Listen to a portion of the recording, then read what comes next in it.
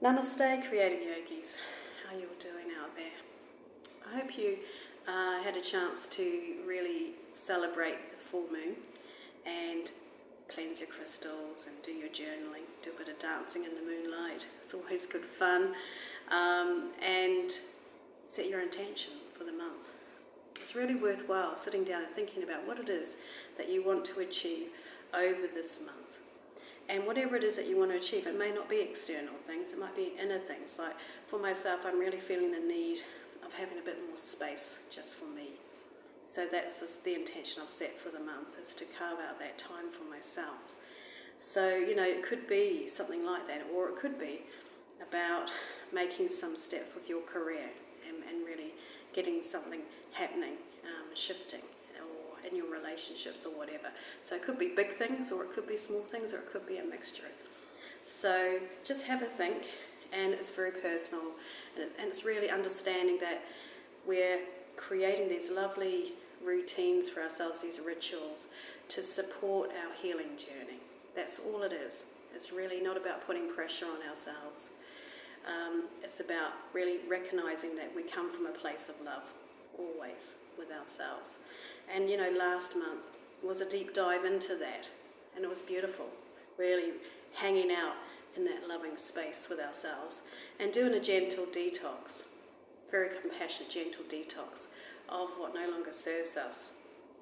So this month, the Earth energy, the Virgo energy, is encouraging us to take concrete action in the world, to take those steps towards our dreams, which is beautiful.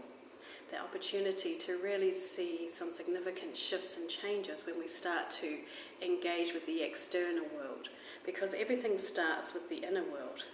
We start there. We have to have the idea, we have the dream, but then we need to engage with the external world to make it happen, and it's through engaging and taking steps that we learn and grow. And it's about being open to shifting and changing, realizing you try something, it doesn't work, then you try something else. It's through actually engaging with the world that we learn and we figure out how to move forward. We can have the greatest plan on the planet, but actually putting it into action is where you truly begin to understand what it is that you want to manifest. That's what I find. You actually start to learn and grow as you go along. That's what I find with being running a business. If I haven't got a skill, I think, okay, either I get somebody else to do it for me, or I have to learn that skill myself. So I start to grow and step into that entrepreneurial kind of person. I start to find ways to learn these skills that I need, So, but you may not know you need them until you get to them, that sort of thing.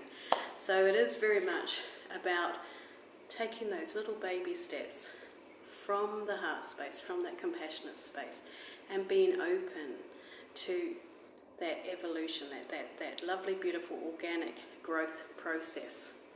So Virgo can be a little bit rigid, just so you know.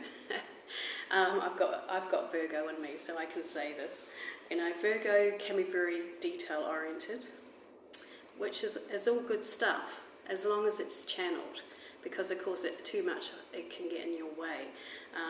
We can get tunnel vision and get so caught up in the details that we forget about the big picture. So that's where that intention really helps. You can check in with that intention and remind yourself where it is that you want to go throughout the month. It just keeps you on track. And this Virgo energy is also quite scattered as well, and you might be noticing that. A little bit of scatty energy going on, this kind of hecticness, this kind of franticness going on. I certainly felt it over the last couple of days. So a good way to kind of clear that away is to work with the grounding flow that I put across to you. So being aware of the arm movements, which is our mudras. So as we sweep our hands up, just do it nice and slowly, maybe to the count of 5. And then turn the palms to face the floor. And then as you exhale to the count of 5, 5, 4, 3, 2, 1, that slowly. Just be aware of that resistance on your hands there. You might notice a bit of static electricity, so try it yourself. So you inhale, sweep the hands up. 1, 2, 3, 5, palms facing the floor. Exhale, 5, 4, 3, 2, 1. And just close your eyes. And again, inhale, hands up. 1, 2, 3, 4, 5. And exhale, 5, 4, 3, 2, 1. Okay, then just do a few of those. Even just the arm movements is very grounding. But we're also working with the legs in the yogic squat and going up onto our tippy toes and then planting the heels down, really working through that plie, bending the knees, straightening the legs with the toes turned out. So it's really working the hip space, really strengthening those thighs, very, very grounding in the lower part of the body. So, and then the lightness of the upper body.